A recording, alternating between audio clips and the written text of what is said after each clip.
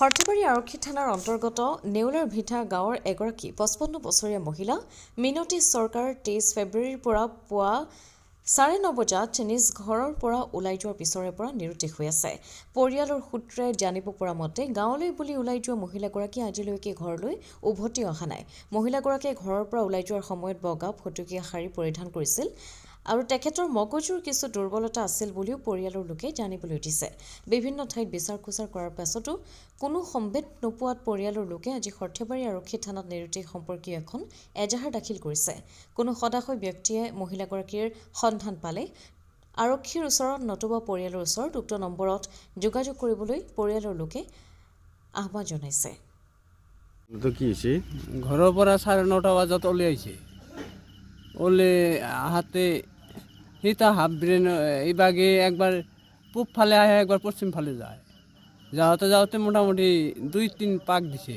যাই মাতার লাস্ট পাকত ই পূবত যায় আইছে সৰ্থেবাৰী আলাক না ক'ত আলাক এইটো মই গম পোৱা নাই। মোৰত কিবা কমপ্লেইন আছে। কি এতিয়া আপুনি কি কৰিছে, পদক্ষেপ কি লৈছে, ক'ত বিচাৰিছে? নলবাৰী ৰঙিয়া। কোন দিনাৰ ঘটনাটো হৈছিল? যোৱাকালি। এতিয়া কি ব্যৱস্থা কৰিছে আপুনি? তাতে এণ্ট্ৰি দিয়া হ'ল সৰ্থেবাৰী আৰক্ষী থানাত। সৰ্থেবাৰী আৰক্ষী থানাত। তেখেতৰ নাম কি আৰু কি কাপোৰ পিন্ধি আহিছে? বগা কাপোৰ ফটকা ফুটকি আৰু নাম হ'ল মিনতী চৰকাৰ। বয়স কিমান? বয়স 55। পৰিচয়টো কৈ দিয়ক। মিনতী চৰকাৰ, তাৰ স্বামীৰ নাম নাথুৰাম চৰকাৰ, মৃত। গাঁও নেউলাৰ ভিটা। এতিয়া আপুনি কি আহ্বান জনাব, ৰাইজক কি আহ্বান জনাব?